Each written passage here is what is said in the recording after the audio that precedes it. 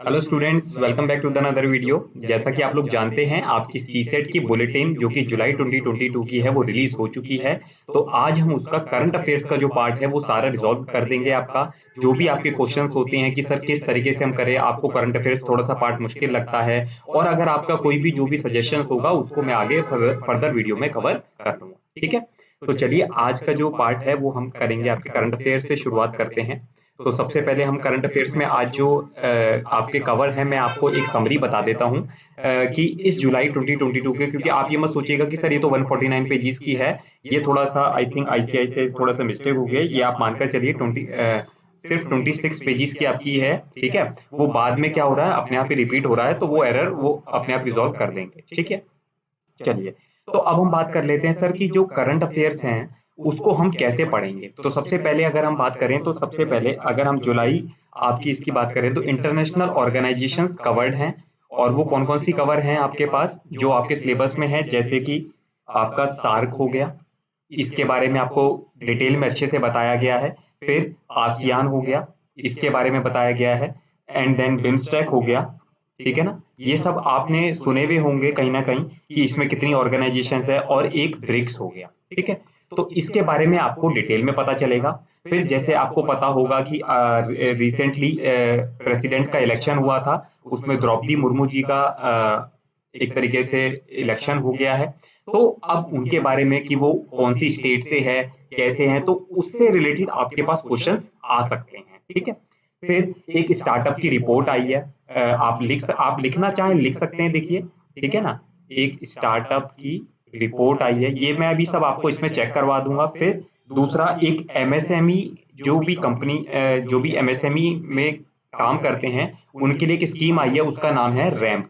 उसके बारे में हम जानेंगे, और with the help of pictures हम इसके बारे में आपसे जानने की कोशिश करेंगे, जिससे आपका जो इमेजिनेशन पावर है, विजुअलाइजेशन पावर है, वो अच्छे से इंक्रीज हो। ठीक है, फिर फिर एक कंपनीज की रैंकिंग आई है। इसको मैं थोड़ा सा नीचे देख लेता हूँ, आपको थोड़ा सा कन्वीनियंट हो जाएगा। ठीक है, कंपनीज की रैंकिंग के बारे में भी हम इसमें डिस्कस करेंगे, जो कि 2022 की है। ठीक है, चलिए।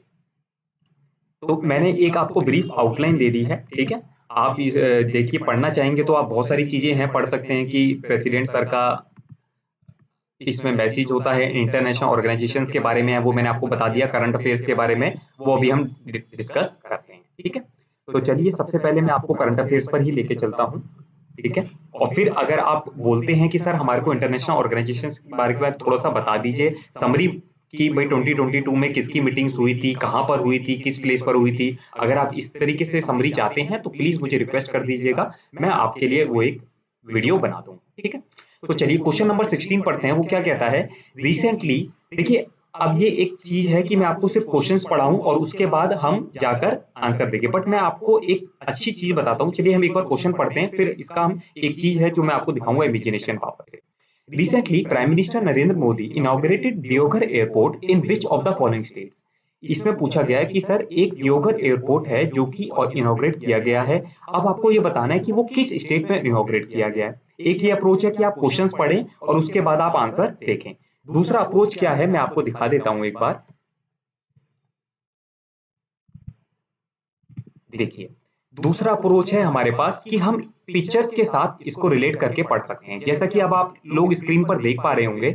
दियोघर एयरपोर्ट, ठीक है, नरेंद्र मोदी जी जो कि हमारे प्राइम मिनिस्टर हैं, उन्होंने इनॉग्रेट किया है।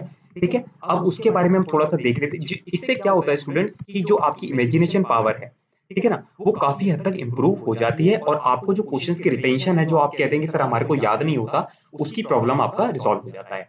तो अब हम आगे चलते हैं कि सर ठीक है, ये तो हमारे को पता चल गया। अब आप ये देखिए, दियोघर झारखंड में इनॉग्रेट हुआ है। ठीक है, कब हुआ था, 12 जुलाई 2022 को। जैसा कि अगर आप लोग स्क्रीनशॉट लेना चाहते हैं, आप स्क्रीनशॉट भी ले सकते हैं। ठीक है, तो इतना हमारे को इससे इंफॉर्मेशन पता चल गया। अब हम अपने क्वेश्चंस पर जाते हैं। ठीक है, चलिए अब हम अपने क्वेश्चंस पर जाते हैं एक बार।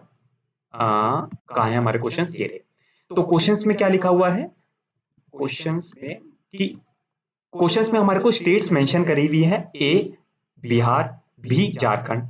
अब जैसे ही हमने देखो इमेजिनेशन पिक्चर्स का यूज किया, तब आपको तुरंत पता चल गया सर इसका आंसर तो बी होगा। मैं इस पे आपको टिक करके दिखा देता क्यों? क्योंकि अभी हमने पढ़ा था कि कहाँ पे हुआ है इनकॉर्पोरेट, झारखंड में हुआ है। तो हमारे को कोई कंफ्यूजन ही नहीं चाहिए। अगर हमने पहले ही उसको इमेजिनेशन पावर से हमने इमेजेस के थ्रू उसको रिटेन कर लिया है, और ऐसा मैं आपके साथ सारी बुलेटिन्स कवर कर सकता हूँ। ये आपकी रिक्वेस्ट है कि अगर आपको ये तरीका अच्छा लगता है तो हम जून की, मई की और पुरानी बुलेटिन्स भी कवर कर सकते हैं। चलिए अब नेक्स्ट क्वेश्चन की तरफ चलते हैं आगे।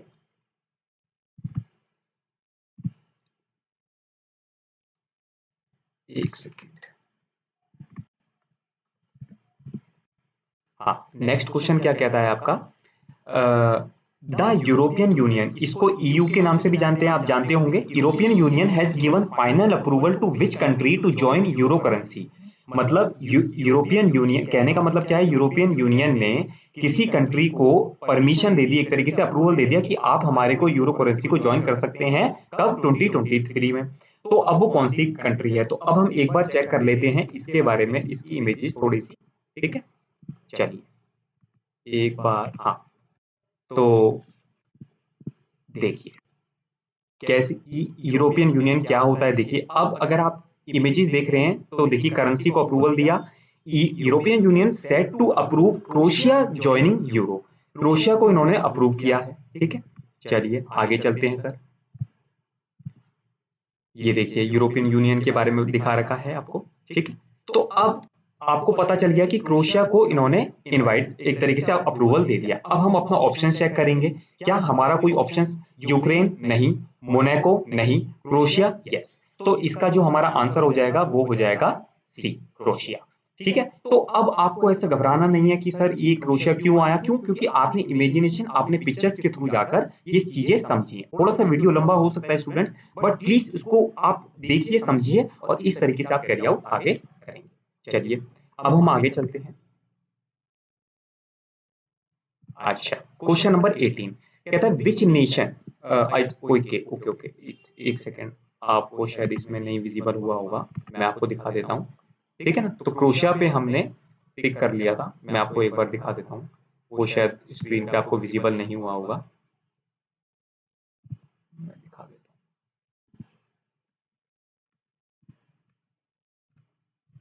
ठीक है, तो जैसा कि आप लोग देख पा रहे क्रोशिया को। अब हम क्वेश्चन नंबर 18 पढ़ लेते हैं। Which nation former prime minister tragically died after being shot at a campaign event on July 8?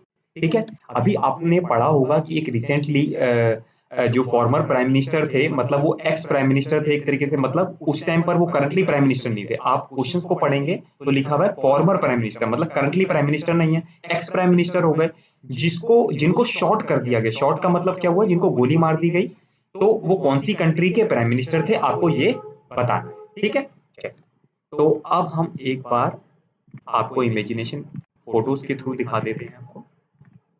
आ गया, ये रहा।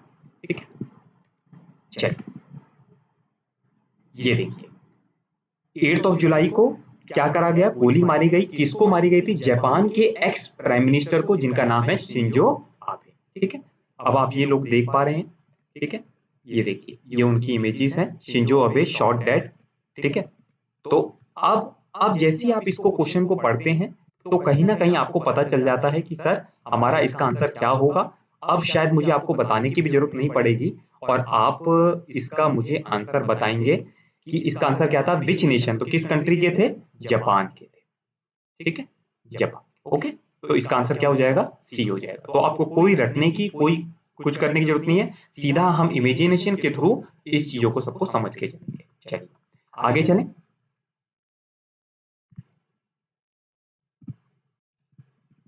क्वेश्चन नंबर है 19 क्या कहता है?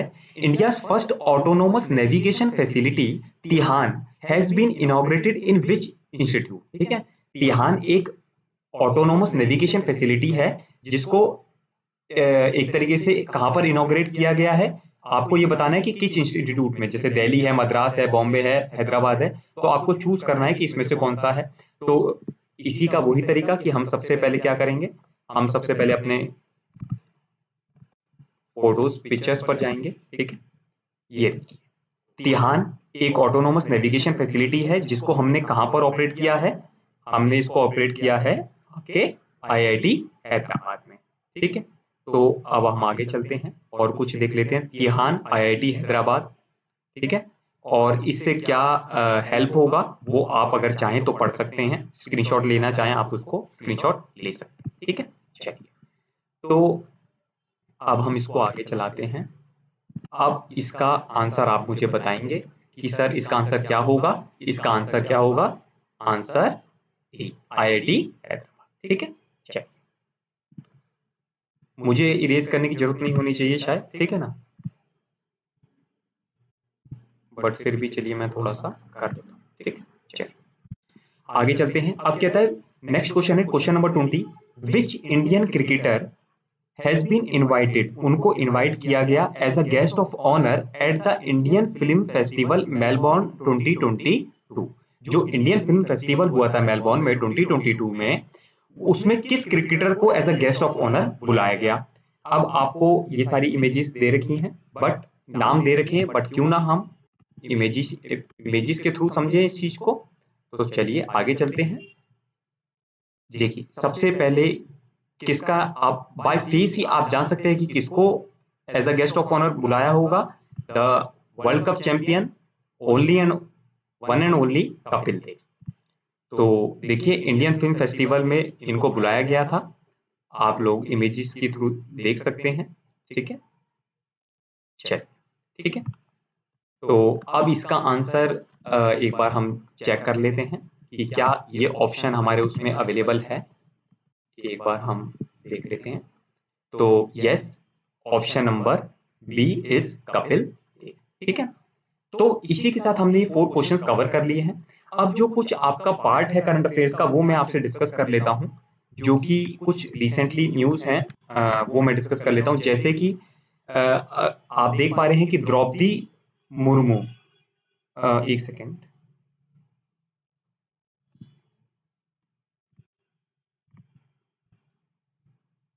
ठीक है।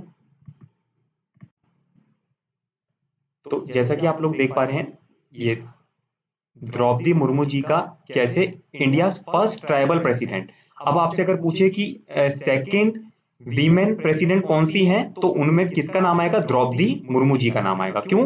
क्योंकि फर्स्ट वीमेन प्रेसिडेंट कौन हुई है? प्रतिभा पाटिल जी, ठीक है ना। तो आपको कंफ्यूज कर सकते हैं इंस्टीट्यूट, इसलिए आपको कंफ्यूज नहीं होना। बट अगर पूछे कि फर्स्ट ट्राइबल प्रेसिडेंट कौन है, तो उनमें किसका नाम आएगा? द्रौपदी मुर्मू जी का आएगा, ठीक है। अब आप इनके बारे में अगर पढ़ना चाहें तो थोड़ा बहुत पढ़ सकते हैं कि देखिए लिखा हुआ है कि ये एक ट्राइबल पॉलिटिशियन है, ठीक है। इनकी एज 64 ईयर ओल्ड है।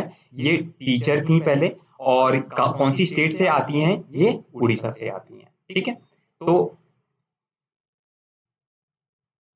थोड़ा सा और हम इनके बारे में जान लेते हैं, ठीक है। एक सेकंड, उसके बाद क्या लिखा हुआ है, इनका डेट ऑफ बर्थ वगैरह दे रखा है, उसका आपको कुछ ज़्यादा मतलब है नहीं। इन्होंने 25 जुलाई 2022 को क्या लिया है? ओथ लिया है, ठीक है। और ये पहले क्या थी? गवर्नर थी झारखंड की बिटवीन 2015 से लेकर 2021 तक, ठीक है ना। चलिए, तो अब ये जो मैंने कुछ बताया आप इसको प्लीज नोटिंग भी करते जाइए थोड़ा थोड़ा, जिससे कि आपको बाद में दिक्कत ना आए, ठीक है। अब सेकंड की बात कर लेते हैं। अच्छा, आपको मैं थोड़ा-सा इमेजेस और दिखा देता हूँ साथ-साथ। पहले एक काम करते हैं, मैं आपको इमेजेस दिखा देता हूँ, जिससे कि आपको थोड़ा-सा कन्वीनिएंट लगे कि हम आगे क्या पढ़ने जाने वाले हैं, ठीक है? चलिए, देखिए ये हैं हमारी president, first tribal president Murmu ji, Draupadi Murmu ji, ठीक है? जिनको आप देख पा रहे हैं। अगर आप थोड़ा बहुत भी अवेयर रहते हैं, तो आपको थोड़ा इनके बारे में पता होगा, ठीक है? फिर आप देखिए एक क्वेश्चन है स्टार्टअप की, जो स्टार्टअप के बारे में है, नेशनल रिपोर्ट आई है, उसके बारे में थोड़ा-सा आप देख लीजिए, जो कि मोदी जी ने लाई है, नेशनल स्टार्टअप रिपोर्ट, ठीक है? और फिर एक हम जो मैं आपको बता रहा था रैंप के बारे में, रेजिंग एंड एसिलेटिंग एमएसएमई की जो स्कीम लॉन्च हुई है, ये सब इसके बारे में आपको अभी देखने को मिलेगा आपको अपने बुलेटिन में, ठीक है। फिर एक इंडिया रैंकिंग है कि कौन सी जो भी यूनिवर्सिटीज हैं उसको रैंक किया गया है। देखिए, तो जो इंडियन इंस्टीट्यूट ऑफ साइंस है उसको फर्स्ट रैंकिंग दी गई है, और जवाहरलाल नेहरू यूनिवर्सिटी JNU को सेकंड रैंक दी गई है, ठीक है। तो आप टॉप 3 या टॉप इस तरीके से याद कर सकते हैं। जामिया मिलिया इस्लामिया को 3rd रैंक दी गई है, ठीक है ना। तो ये आपसे पूछी जा सकती हैं, ठीक है।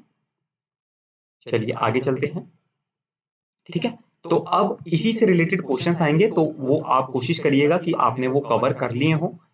हम आगे चलते हैं, ठीक है। चलिए, तो अब जैसे कि आपको मैंने दिखाया नेशनल स्टार्टअप रिपोर्ट एंड, अब उसमें आपको क्या देखना है, इसमें ये बता रखा है कि एक स्टार्टअप रिपोर्ट आई है, उसमें बेस्ट परफॉर्मर्स कौन कौन है, ठीक है। और फिर जैसे कि अगर हम बात करें कैटेगरी ऑफ स्टेट्स में, तो Delhi, Meghalaya top top honour मिला है इनको, ठीक है, among UTs and north eastern states, ठीक है ना। मेघालय तो नॉर्थ ईस्टर्न स्टेट्स में आ गई और दिल्ली यूनियन टेरिटरी में आ गई। उसी के साथ अगर फिर आप बात करें कि अगर हम, तो जम्मू कश्मीर आ गया, ठीक है, emerge as the top performer among the UTs and north east states. तो आपसे ये चीज पूछी जा सकती है कि भाई कौन सी बेस्ट परफॉर्मर था। अगर मैं चाहूं तो मैं क्वेश्चन बना सकता हूं और इसी से रिलेटेड आपसे क्वेश्चन पूछ सकता हूं, ठीक है। चलिए अब आगे चलते हैं,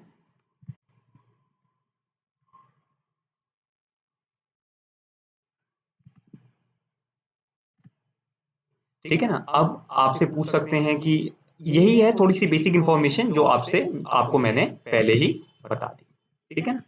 चलिए आगे चलते हैं।